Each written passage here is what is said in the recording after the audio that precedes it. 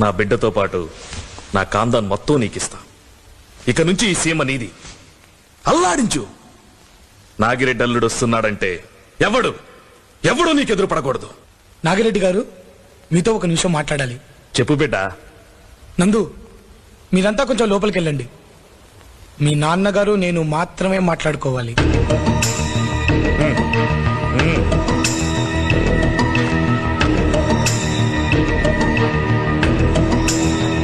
చెప్పు బిడ్డ. నా పేరు ఆదికేశవరెడ్డి. అంటే ఎస్, ఆయన మనవన్నే.